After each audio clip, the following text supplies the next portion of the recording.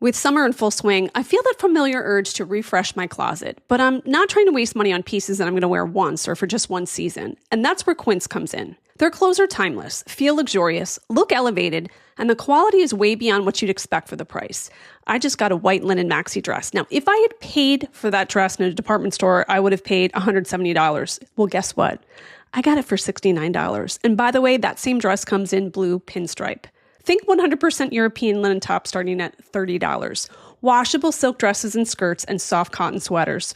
Versatile warm weather pieces that you're going to reach for again and again. And the best part, everything with Quince is half the cost of similar brands. By working directly with top artisans and cutting out the middlemen, Quince gives you luxury without the markup. And Quince only works with factories that use safe, ethical, and responsible manufacturing practices and premium fabrics and finishes. So you've got to give your summer closet an upgrade with Quince. Go to quince.com/Kate Casey for free shipping on your order and 365-day returns. That's QUINCE.com/Kate Casey to get free shipping and 365-day returns. Quince.com/Kate Casey. Mochi Health is here to help you start your weight loss journey with caring, personalized support. Meet one-on-one with board-certified obesity doctors and registered dietitians who truly listen and understand your unique needs. Eligible patients can access affordable GLP-1 medications delivered right to their door each month. No insurance? No problem. Mochi Health accepts FSA and HSA, making care accessible and affordable. And with 24/7 customer service, you'll never feel alone on your path to better health. Get started with Mochi Health today. Take the free quiz at joinmochi.com and use code AUDIO40 at checkout for $40 off your first month of membership. That's joinmochi.com with promo code AUDIO40. The amazing Kate Casey. Welcome back for another episode of Reality Life with KKC, and I'm back for another episode, an emergency episode, bringing this to you a little bit early as there have been huge legal developments this week in cases that I've been following on this podcast. Today, I'm joined by criminal defense attorney Julia Jayne. She's going to help me break down the verdict in the Sean Combs case, following up today's closing arguments episode, and also to discuss the major development in the Bryan Kohberger case. First, Sean Diddy Combs. He faced charges in Manhattan's federal court after a 7-week trial, including racketeering conspiracy and sex trafficking. Today, July 2nd, the jury delivered a mixed verdict. He was acquitted of the most serious charges, racketeering and sex trafficking, but found guilty on 2 counts of transportation to engage in prostitution under the Mann Act. So he now faces up to 20 years in prison, 10 years per count, although legal observers suggest that sentence could be fairly modest, possibly time already served and with bond pending.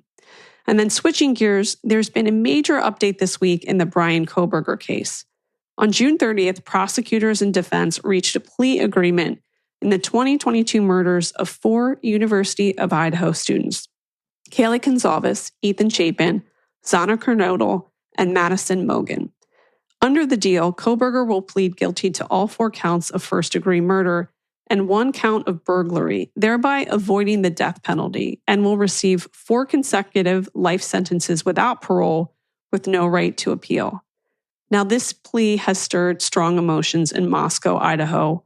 While some are relieved to avoid a lengthy, painful trial, others, including the family of victim Kaylee Gonzalez, have criticized that deal as shocking and cruel, arguing it denies them a full, transparent trial. So again, with me is Julia Jayne, and I want to get right into it. Here's my interview.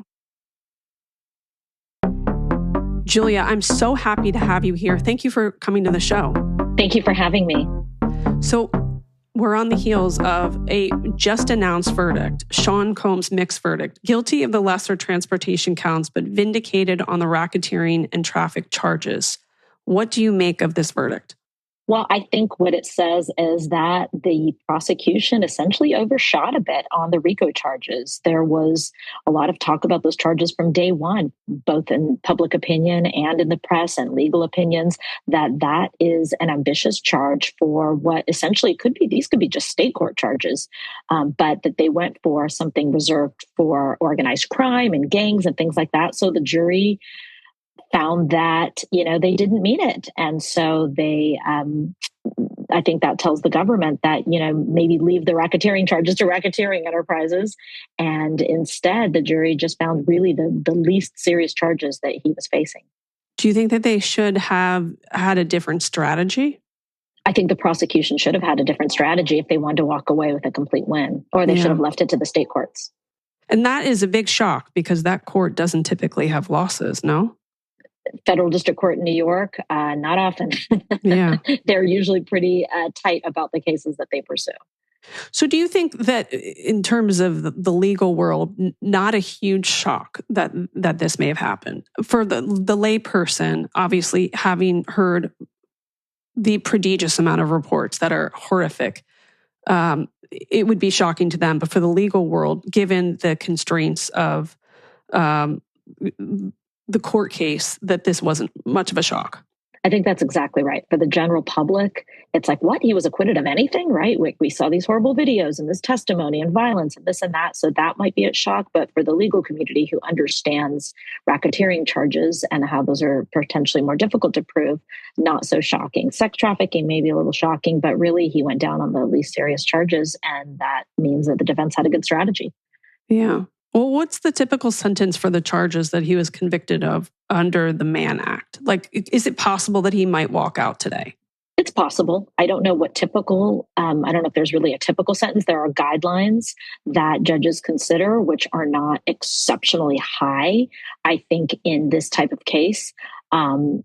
So I think he's facing anything from time served to maybe a couple of years. I mean, the judge heard the whole story, but she's not supposed to consider acquitted conduct. That doesn't go into the sentencing guidelines consideration.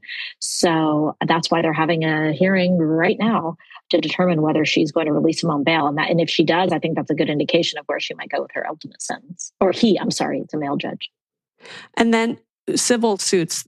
Those are pending. Those are on the heels. Those are, he's going to be facing those for a long time. Yeah.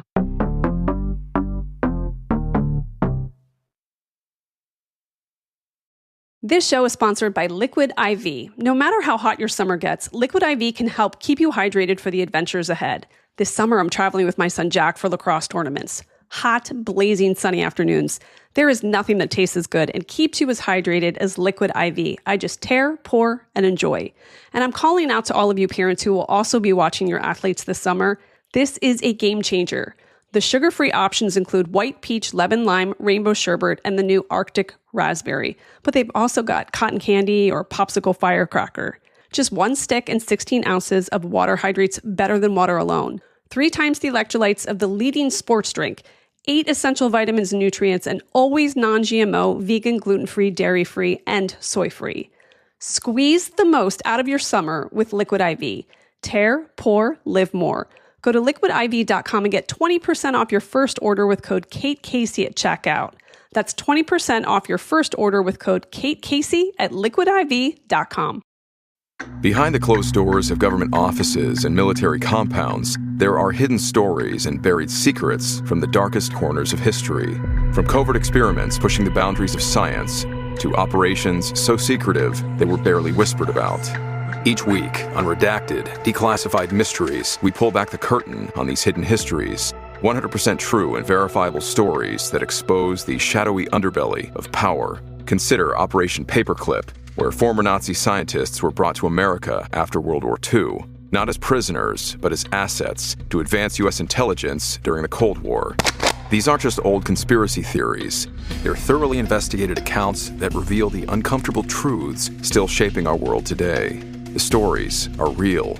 The secrets are shocking. Follow Redacted, Declassified Mysteries on the Wondery app or wherever you get your podcasts. You can listen to Redacted early and ad-free right now on Wondery Plus. Okay, well, let's move into the Kohberger case. Okay. Can you walk us through what happened in court? Like, what exactly did Bryan Kohberger plead, and why is that significant? Well, I think had the death penalty been off the table earlier, we might have seen a plea even earlier, but that's really what made the difference. So when somebody's facing the death penalty, they're never going to plead guilty. I mean, why would they, right? Like never, never, never, even if they're as guilty as can be, they're never going to take a plea to, a potential death sentence. But once that was removed, then, I think then his lawyers probably had a heart to heart with him that he's probably going to get convicted. So why go through the trial? Right. And why would someone enter a not guilty plea, but then stand silent when asked to confirm it? Like, what's the legal strategy behind that? Just because there's nowhere else to go? It's just, that's very unusual. I personally have not seen someone just remain silent. Also, oftentimes, a lawyer is permitted to enter the not guilty plea on behalf of a client. I can't recall, what the lawyer was doing in that instance, but I don't think that was a legal strategy. I think that was just this individual did not want to say anything or wanted to make a point, whatever. But everyone's going to enter a not guilty plea at the outset. That's how the justice system works. But to not even say that and just to remain silent, I think that's something that was going on in the defendant's head, and the judge obviously took that to mean a not guilty plea at the outset. So just for context, what is the standing silent plea and how is it different from a traditional not guilty plea? It's where the defendant simply refuses to utter the words not guilty. And when he stands silent for whatever point he's making, the judge interprets that. The judge has to accept something. So the judge interprets that as a not guilty plea. It's pretty unusual. Hi. Is this a tactic to avoid admitting guilt while still triggering a trial? Maybe. You would think that the best way to assert your innocence, let's say, is to verbally speak not guilty versus remaining silent. So it doesn't really make a lot of sense, but maybe it was just, it's early on and the person maybe doesn't know or trust their lawyer and just doesn't want to, and also doesn't want to attract, maybe the thought is he wouldn't attract media attention, but I think that attracted more attention than just simply stating not guilty. Right. What does this plea mean for the prosecution? Does it change anything about how they proceed with the case? The case is no. He's going to be, it's pretty wrapped up. I think the most difficult part for the prosecution is, some of the victims are not happy with this, but the sentence is going to be life in prison without the possibility of parole. That's going to be the agreement. So everybody's essentially, the work is done. Will we ever find out all of the evidence? Because with the trial, I think we were hoping to get some sort of insight into maybe how this was carried out, how he was caught. Will we get any sense of that? Not unless the defense or the prosecution gives interviews. Otherwise, all of that. And I think that's one of the reasons the prosecution was motivated to offer this, so-called plea agreement is to avoid all of that coming out, to avoid people having to testify. It's very traumatic for victims of crime or family members to take the stand and relive all of that. So that's a big incentive to settle a case where people are going to be essentially maybe re-traumatized by having to testify about it. So, but the details that we would have seen, the cross-examination, all the stuff we saw in the Diddy trial, right? Like all that stuff that came out, if someone didn't have a trial, nobody would probably know about it. So I think, there's information that has already been revealed as far as what evidence people might have expected, but unless one party or another wants to give interviews, I'm not sure that we will. So in your experience, and especially when you think about or hear the Gonzalez family talk about their own frustrations of wanting to go to trial, how do they reconcile that? Because that would mean that all of those details come out, but they really want a trial because they want this person to face justice.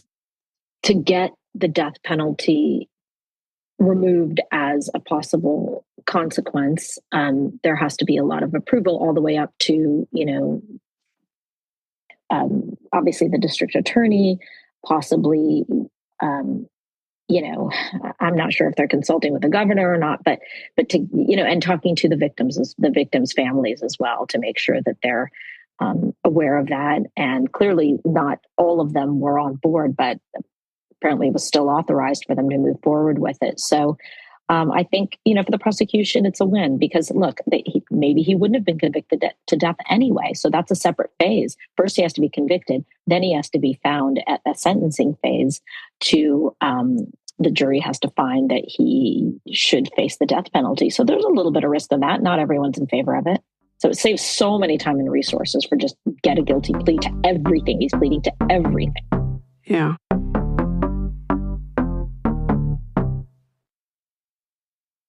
Today is the worst day of Abby's life. The 17-year-old cradles her newborn son in her arms. They all saw how much I loved him. They didn't have to take him from me. Between 1945 and the early 1970s, families shipped their pregnant teenage daughters to maternity homes and forced them to secretly place their babies for adoption. In hidden corners across America, it's still happening. My parents had me locked up in the godparent home against my will. They worked with them to manipulate me and to steal my son away from me. The godparent home is the brainchild of controversial preacher Jerry Falwell, the father of the modern evangelical right and the founder of Liberty University, where powerful men, emboldened by their faith, determine who gets to be a parent and who must give their child away. Follow Liberty Lost on the Wondery app or wherever you get your podcasts. Every big moment starts with a big dream. But what happens when that big dream turns out to be a big flop? From Wondery and At Will Media, I'm Misha Brown, and this is The Big Flop. Every week, comedians join me to chronicle the biggest flubs, fails, and blunders of all time, like Quibi. It's kind of like when you give yourself your own nickname and you try to get other people to do it. And the 2019 movie adaptation of Cats. If I'm watching the dancing and I'm noticing the feet aren't touching the ground, there's something wrong with the movie. Find out what happens when massive hype turns into major fiasco. Enjoy The Big Flop on the Wondery app or wherever you get your podcasts. You can listen to The Big Flop early and ad-free on Wondery Plus. Get started with your free trial at Wondery.com/plus.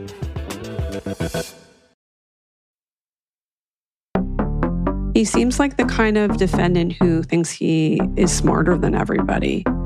In your experience with certain personalities in cases like this, do you think he was happy with the way it's proceeding, or is there a want to go to trial because it's an opportunity for him to get attention?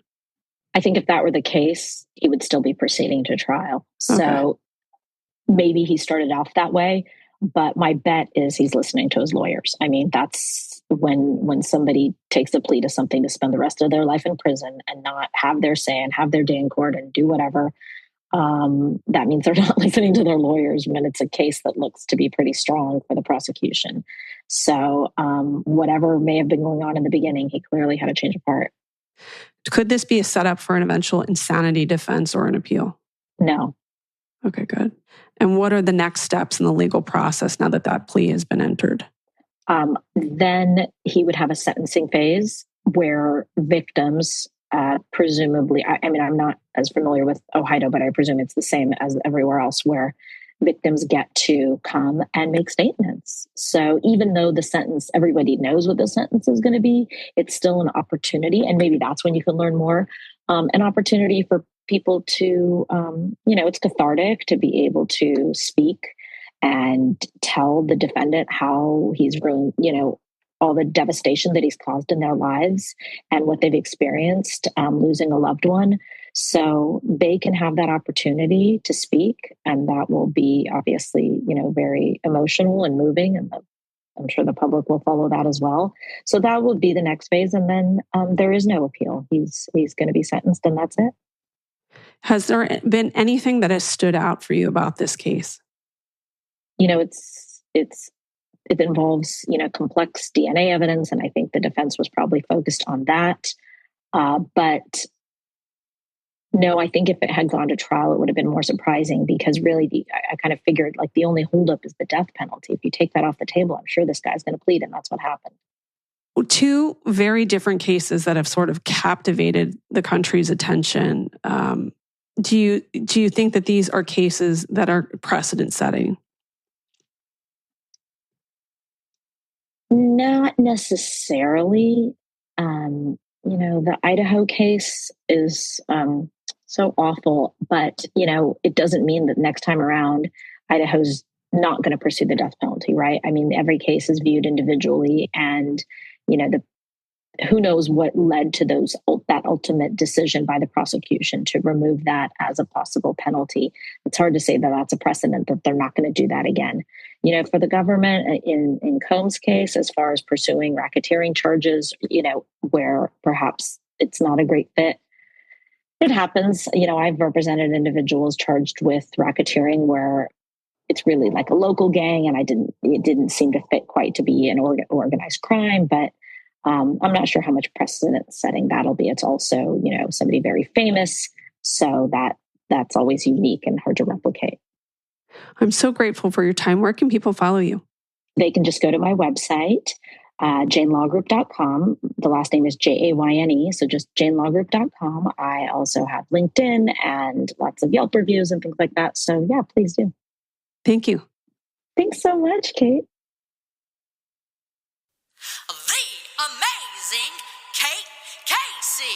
I want to thank my outstanding guest, Julia Jayne, and remind you to click subscribe. Please leave a 5-star review, but you've got to make sure that you keep checking back for new episodes for all of these developments. Also, make sure that you join the Facebook group Reality Life with KKC so you can help us discuss these cases in more depth. Also, bonus episodes, don't forget to check those out on both Apple Podcast and on Patreon. And then make sure that you check out my What to Watch list at katecasey.substack.com. Finally, make sure you follow me on social media. I'm on Instagram at @KKCCA, TikTok, it's KKC, and Twitter and Threads and Blue Sky at @KKC. Check back tomorrow for a really great episode that you do not want to miss.